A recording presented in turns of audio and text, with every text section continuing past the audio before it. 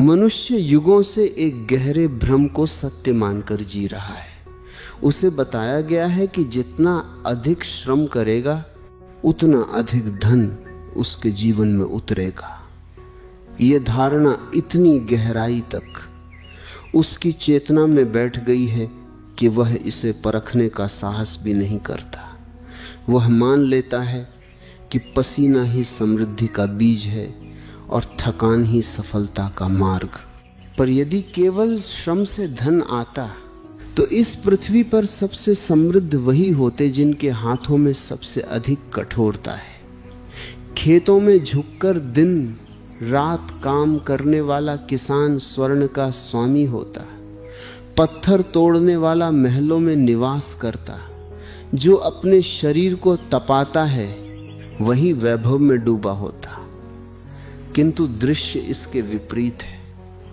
यह विरोधाभास संयोग नहीं है, यह एक नियम की ओर संकेत है। श्रम और धन का संबंध सीधा नहीं है। श्रम ऊर्जा है, पर दिशा के बिना ऊर्जा भटक जाती है। नदी में प्रवाह हो पर यदि मार्ग न हो तो वह दलदल बन जाती है।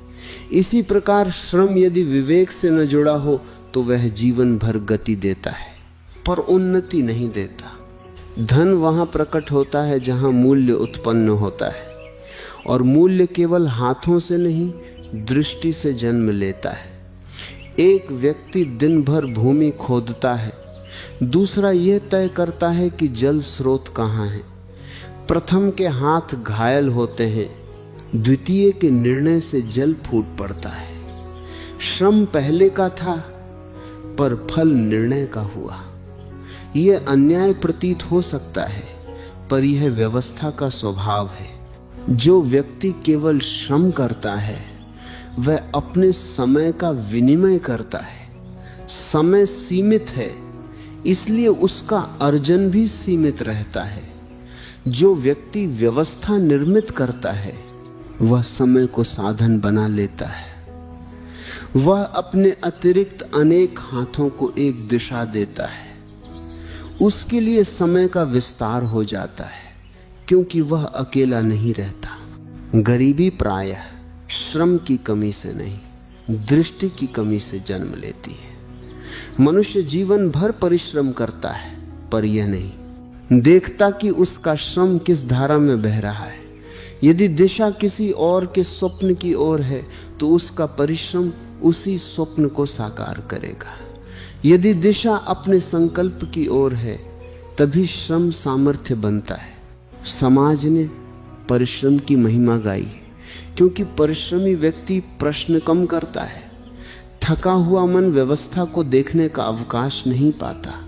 वह अपने कर्तव्य में इतना डूबा रहता है कि वह यह नहीं पूछता यह कर्तव्य किसके लिए है, किस परिणाम के लिए है। और जब प्रश्न नहीं उठते तब परिवर्तन भी नहीं होता।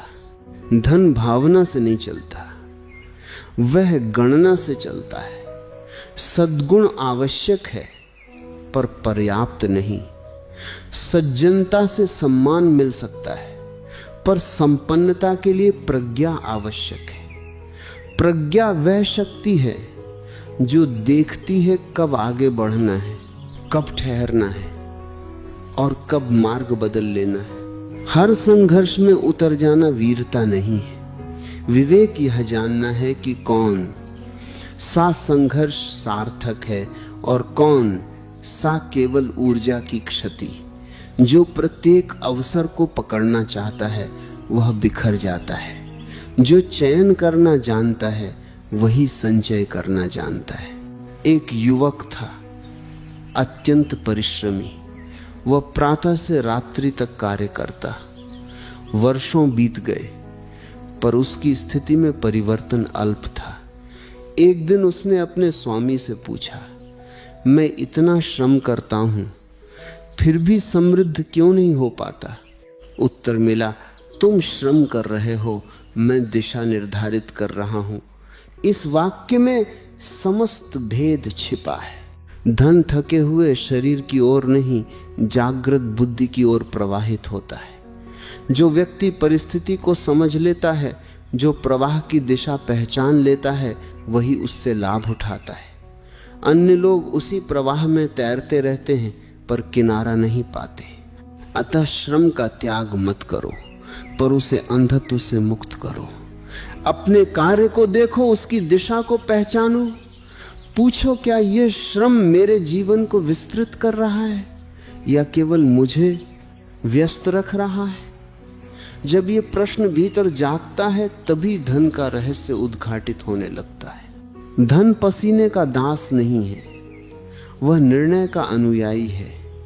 जो निर्णय लेना सीख लेता है, जो व्यवस्था को समझ लेता है, उसके लिए श्रम पहली बार सार्थक हो उठता है। तब श्रम बंधन नहीं रहता, साधन बन जाता है। और जहां श्रम साधन बनता है वहीं से समृद्धि की यात्रा प्रारंभ होती है।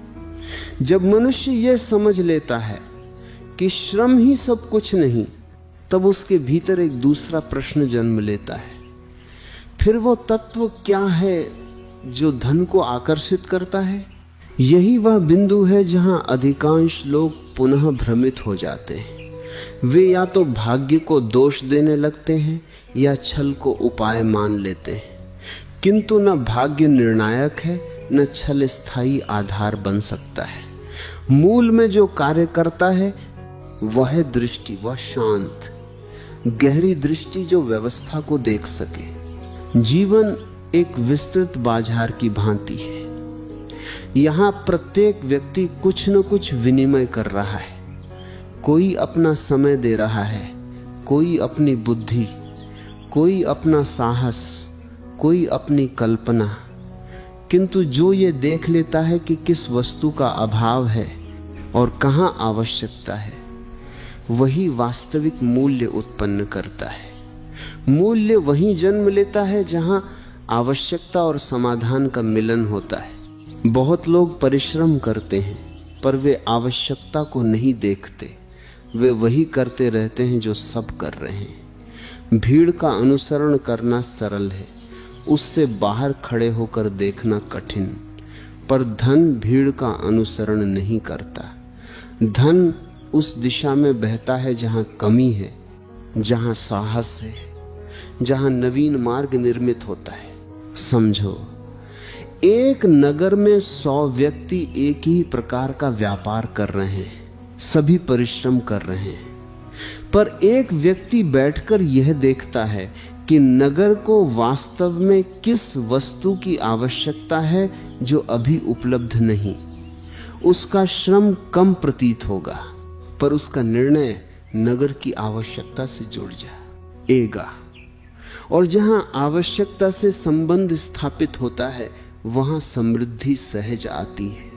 इसलिए धन केवल श्रम का परिणाम नहीं, अपितु सूझबूझ का फल है।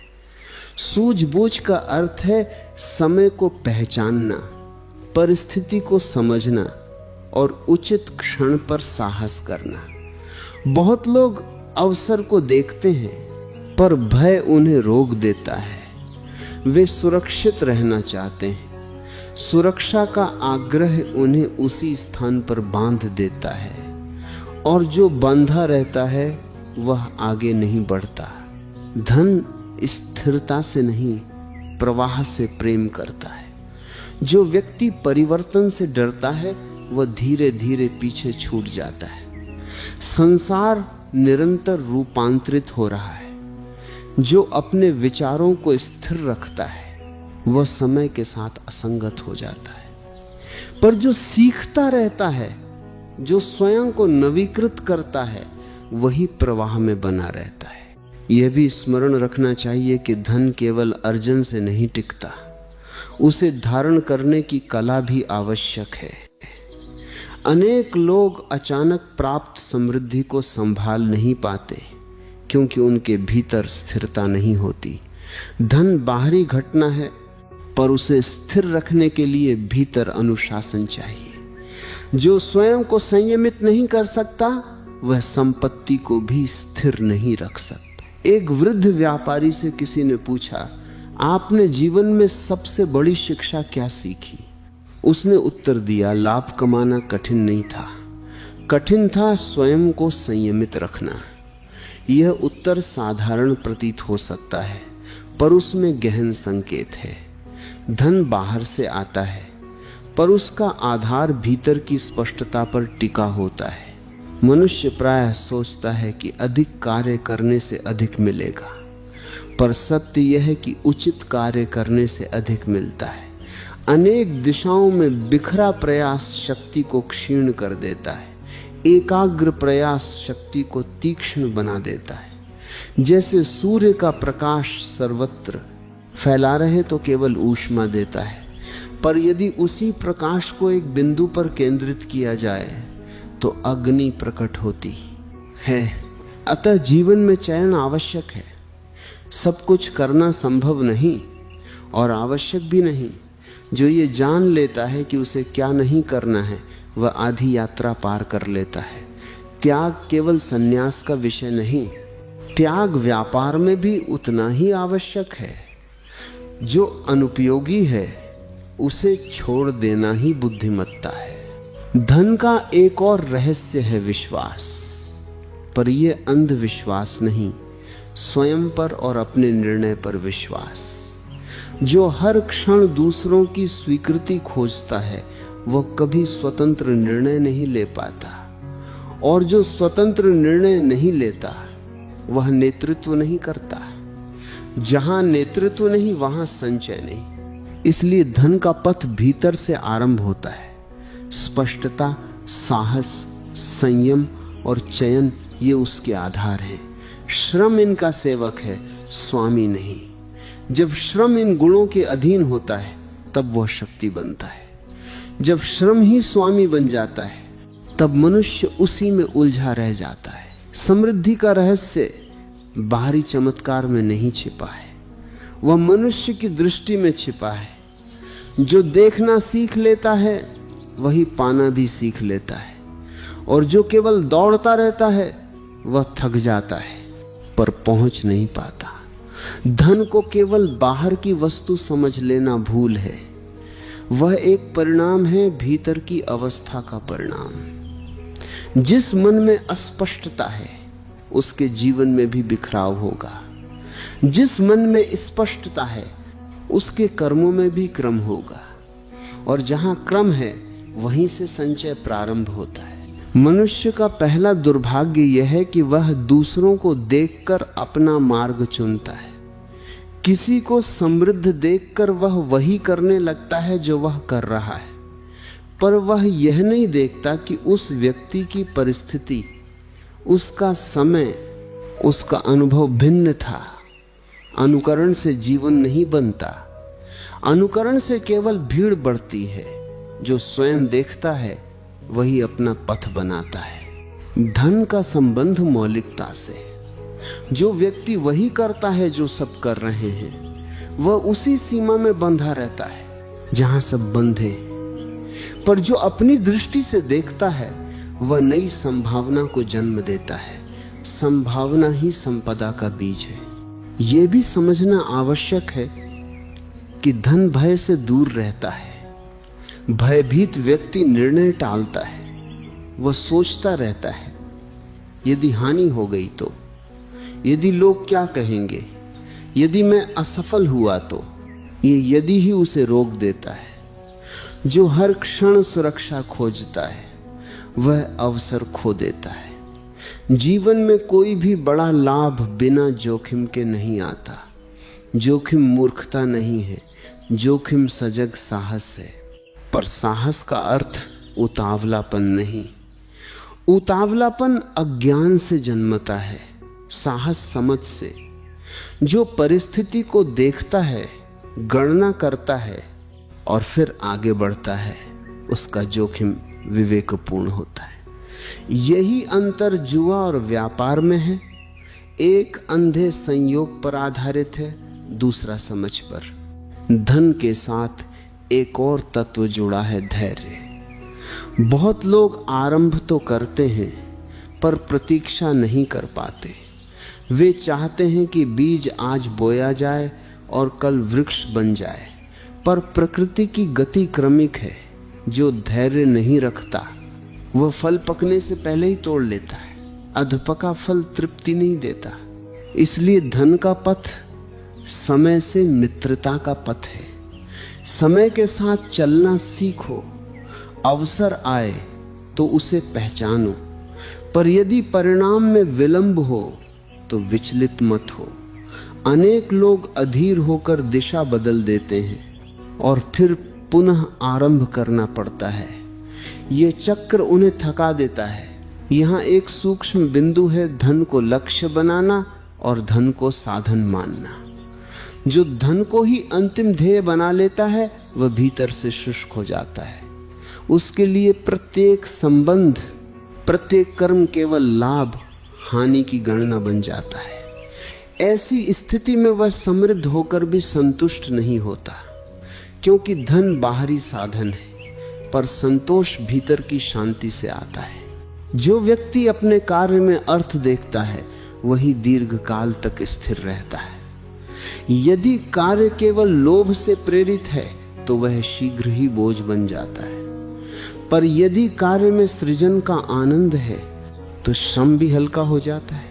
ऐसे व्यक्ति के लिए धन उपफल है, मुख्य फल नहीं। और जब धन उपफल बनता है तब वह सहज आता है। समृद्धि का एक आयाम संबंधों से भी जुड़ा है। जो व्यक्ति विश्वास अर्जित करता है वह अदृश्य संपदा अर्जित करता है।